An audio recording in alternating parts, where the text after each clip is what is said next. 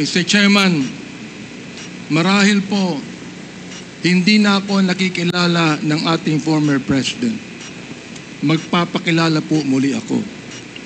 Mr. President, ako po si Bishop Benny Abante, ang Pangulo ng Bible Mode, Bible Believers League for Morality and Democracy, na mayroong 6,000 churches sa buong mundo. And because of this, Mr. President, I work hard to campaign for you. Many of the pastors of the Baptist community voted for you. Gusto ko pong marinig ito ng mga DDS trolls at DDS vloggers na tumitira sa amin at sinisira ang aking reputasyon. Gusto kong sabihin sa kanila, ilang boto ba ang ibinigay nyo kay former President? Ako po, Mr. President, libo-libong boto ang binigay namin sa inyo. Nagpasalamat ba kayo sa akin? Hindi. Nilapitan niyo po ba ako? Hindi. Mabuti pa, Senator Bongo, Mr. President, nagpunta sa aking simbahan at nagpasalamat sapagkat sinuportahan namin kayo at siya, Mr. President. Now, gusto kong sabihin po dito sa Quadcom na ito, ako ba'y lumapit sa inyo para humingi ng pabor? Hindi po. Ako ba'y lumapit sa inyo para magrekomenda ng justice, magrekomenda ng general, magrekomenda ng cabinet secretary? Hindi po. Hindi ako nagpunta ng Malacanang. Hindi ko po maintindihan to. Hindi ko po maunawaan kung bakit ganon. Samantalang sinuportahan kayo ng maraming pastor ng Baptist community. Ang ilang mga kapastoran po nandito at ilang mga pastor namin nanonood ngayon at pinapakinggan ang aking tinig, Mr. Chair. Gusto kong sabihin sa inyo, I can testify on this, na libu-libong boto ang nakuha nyo sa Baptist community at hindi ako humiling ng anumang pabor sa inyo, Mr. President. In fact, kung naalala nyo, Mr. President, sinabi ko kay Senator Bongo na nais kitang imbitahan sa aming selebrasyon ng National Baptist Day doon po sa SMX. Nakita nyo ang 7,000 na mga Baptist leaders na nakinig po sa inyo. Andito ho ako, nakaupo sa harapan nyo. Nagpapasalamat sa pagkakataong ito na masabi ko ng buong katapatan sa inyo ang ginawa ng more than 6,000 na mga kapastoran ng Bible Mode para sa inyong eleksyon bilang Pangulo ng Pilipinas. Nung akin pong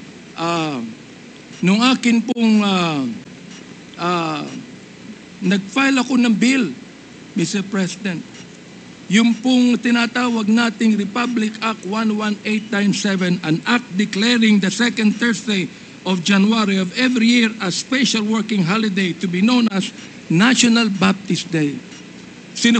Sinuportahan po ito ng lahat ng mga congressman. Sinuportahan po ito ng lahat ng mga senador. Okay. At nilagay po sa inyong opisina. Pinirmahan nyo ba ang bill na yan? Hindi po. Naging batas yan because it lapsed into law after 30 days. Pero, okay lang po sa amin yun. Okay lang po sa amin yun. Yun na lang siguro ang maaaring pasalamat ninyo, Mr. President, sa amin. Bilang pagboto namin sa inyo ng mga libo-libo mga Baptist leaders at Baptist members sa buong kapuluan. Hanggang ngayon, nilarespeto po kayo ng aming kapastoran. Hanggang ngayon, pati yung kapastoran po namin sa Mindanao, ginagalang kayo. Marami yung pastor sa Davao na ginagalang po kayo. Bakit po?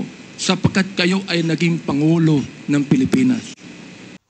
Yan ang highlights sa mga sinabi ni Congressman Abante para kay dating Pangulong Duterte sa naganap na Quadcom hearing.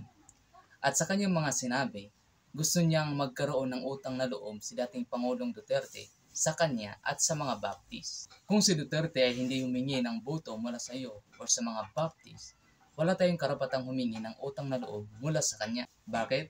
Dahil binuto mo siya ng kusang loob. Bakit ka hihingi ng utang na loob mula sa kanya kung ginawa mo naman ang pangangampanya para sa kanya ng kusang loob? Nag-expect ka ba ng pabor mula sa kanya kapag siya ay nakaupo?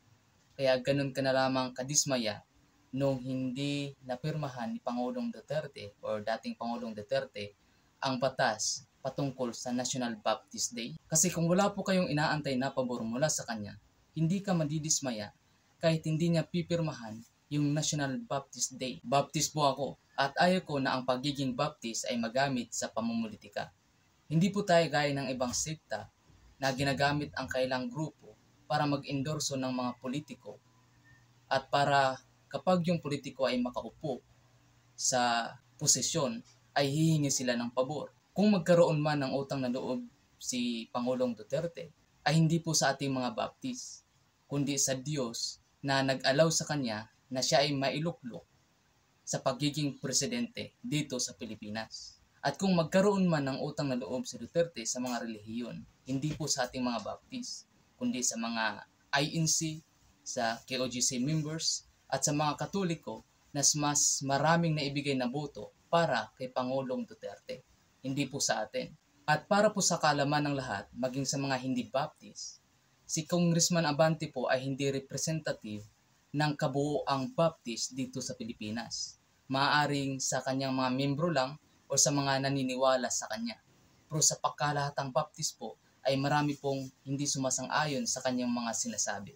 Marami mga Baptist pastors or leaders na bumoto kay Duterte hindi dahil sa na-impluwensyahan sila ni Abante, kundi talagang gusto lang talaga nila si Duterte nung siya ay tumakbong bilang presidente. Kahit nga mga pastor sa Davao bumoto kay Duterte hindi dahil sa impluwensya ni Abante.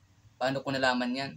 Dahil po kagabi may tumawag sa akin na pastor na taga Davao at ikinwento niya sa akin na sila ay bumoto kay Duterte hindi dahil sa impluwensya ni Abante, kundi gusto nila si Duterte na maging mayor ng Davao at maging presidente ng Pilipinas. Ang Baptist po ay hindi centralized na magmumula sa isang kaisipan ang administrasyon. Tayo po ay autonomous or independent local churches. And what is the autonomy of the church? Autonomy of the church refers to the self-governance and independence of a local church or congregation. Each independent Baptist church is its own entity, free to make its own decision and govern itself as it sees fit. Mayroon din po tayong tinatawag na individual soul liberty of the believers.